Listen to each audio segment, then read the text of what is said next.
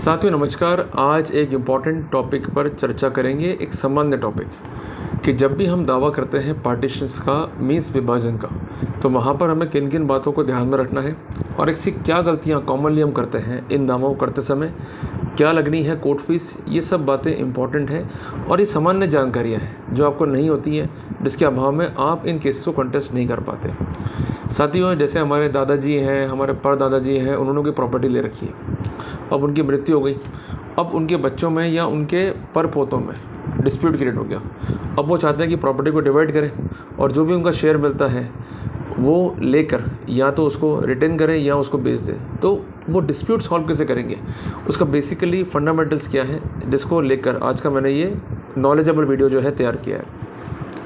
साथियों, पार्टीशन को लेकर एक स्पेसिफिक चीज़ आपको समझनी है कि अगर कोई हिंदू है और उसने कोई विल नहीं लिखी है या ऐसा कोई इंस्ट्रूमेंट एग्जीक्यूट नहीं किया रहा है जिसके माध्यम से वो प्रॉपर्टी को आगे डिस्पेंस विद कर चुका हो, तो उस सिनेरियो में जो उसके विधिक वारिसान हैं उस प्रॉपर्टी को इनहेरिट करते हैं उनके अपने अपने शेयर तक, जिसके लिए आपको हिंदू सक्सेशन एक्ट और उसके साथ जो जुड़ी हुई है शेड्यूल्स उसको भी जो है देखना होगा।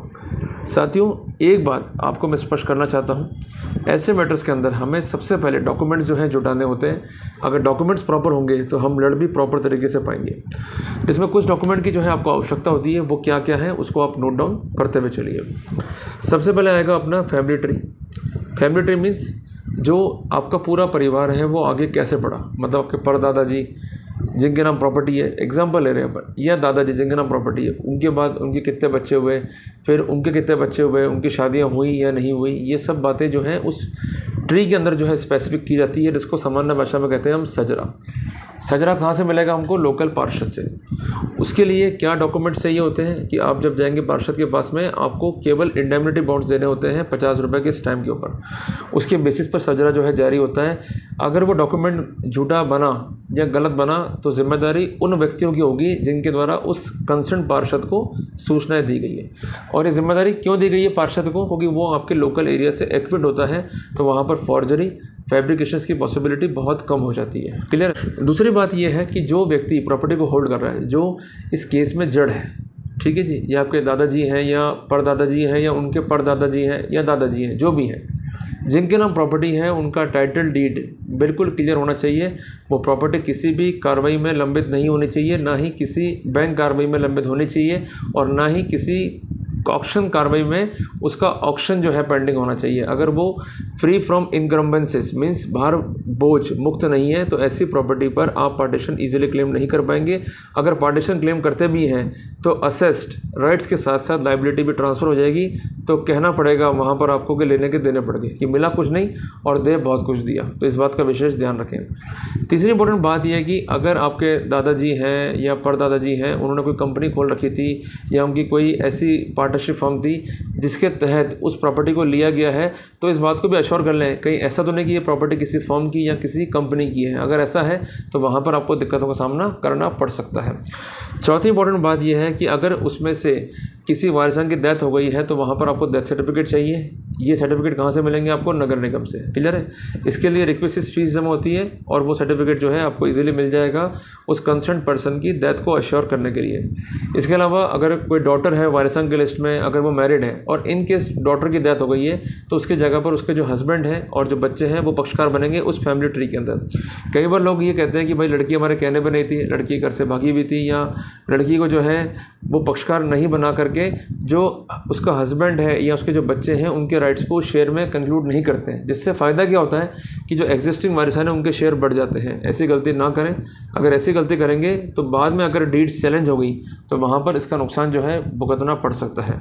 और ऐसे अनेकों ही मामलों में रिसेंटली सुप्रीम कोर्ट ने स्पेसिफिक किया है कि यदि कोई प्रॉपर्टी का डिस्प्यूट है और वो डिस्प्यूट सही तरीके से निस्तारित नहीं हुआ है, प्रॉपर शेयर्स जो है वो अलोकेट नहीं हुए हैं, तो वहाँ पर वो डॉक्यूमेंट्स बाद में जाके चैलेंज हो सकते हैं। तो ऐसी गलतियाँ ना हो, इसको जो है विशेषता ध्यान में रखें। फिर आती है बारी पावर बटोरने की। यदि कोई व्यक्ति बाहर बैठा हुआ है, वो आपके प्लेस पर नहीं आ सकता है, तो उस सिनेरियो में किसी एक व्यक्ति को जिस पर वो ट्रस्ट करता है उसको पावर दे सकता है। अगर वो इंडिया में है तो we are having the protocol of GPA, और अगर वो इंडिया में नहीं है तो उस सिनेरियो के अंदर अगर वो बाहर है तो उस कंसर्न देश का जो एम्बेसी है उसके थ्रू जो है वो डॉक्यूमेंट को फॉरवर्ड करना होता है, ताकि डॉक्यूमेंट्स को काम में लेके हम एक प्रॉपर लीगल डॉक्यूमेंट जो है वो एग्जीक्यूट कर सकें।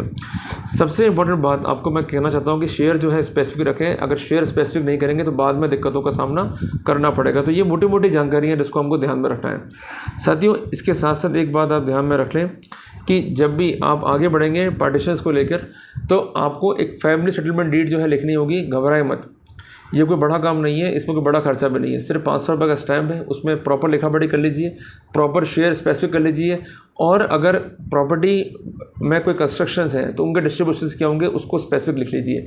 और एक काम और करिएगा कि जो आपका लोकल आर्किटेक्ट है वो एक बनाता है रनिंग नक्शा, जिसको हम कहते हैं साइट प्लान, जिसके वो 500 रुपये से लेकर चार्ज करता है 2000 रुपये तक। ये डिपेंड करता है उसकी वर्थ के ऊपर। उससे क्या होगा भाई, ए बंदे का शेयर तो पीले रंग से दिखाया गया, बी बंदे का शेयर दिखाया गया है ऑरेंज रंग से, सी बंदे का दिखाया गया रेड रंग से, डी का दिखाया गया ग्रीन रंग से, तो वो रंगों को स्पेसिफिक कर देगा।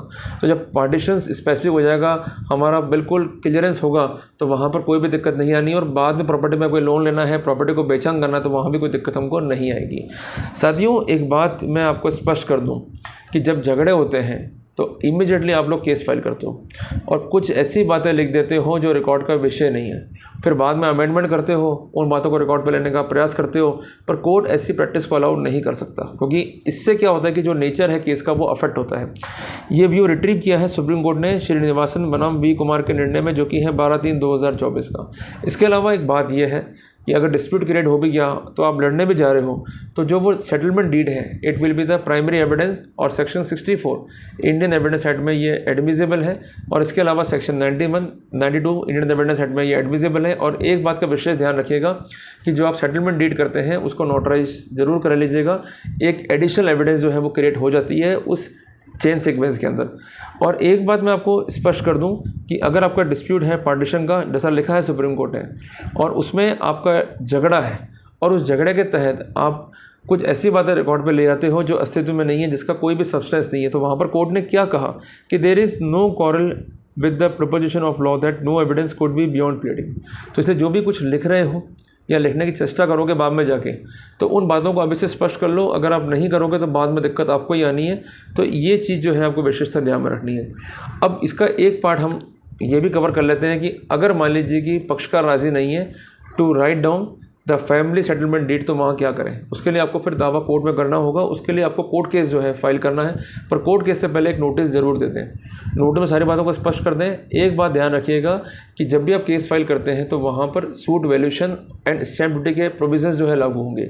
वो ये कहते हैं कि जब भी कोई केस हम लेके आ रहे हैं तो हमें उस पर प्रॉपर कोर्ट फीस देनी है। अगर आप कब्जा शो करते हैं तो मात्र 200 रुपये कोर्ट फीस देनी होगी, और कब्जा अगर शो नहीं है तो आपको मार्केट वैल्यू पर जो है वो कोर्ट फीस देनी होगी, जो काफ़ी ज़्यादा हो सकती है। तो कुल मिला के वारिसान अवश्य रूप से ये कोशिश करें कि जब तक सब कुछ ठीक है, हमारे संबंध ठीक है, तो वहाँ पर ही पार्टीशंस कर लें, क्योंकि बाद में दिक्कतों का सामना करना पड़ता है। फिर ये मुकदमे जो है कोर्ट पहुँचते हैं और लंबे टाइम तक हमारी प्रॉपर्टी जो है कोर्ट कचहरी में ही स्ट्रक हो जाती है। तो साथियों, ये इंपॉर्टेंट जानकारी थी आपके राइट्स को लेकर रिगार्डिंग द पार्टीशन केस। साथियों, ऐसे ही अपडेट्स के लिए पेज को फॉलो लाइक करें, चैनल को सब्सक्राइब करें। मिलते हैं एक नए टॉपिक के साथ। टिल देन, जय हिंद, जय भारत।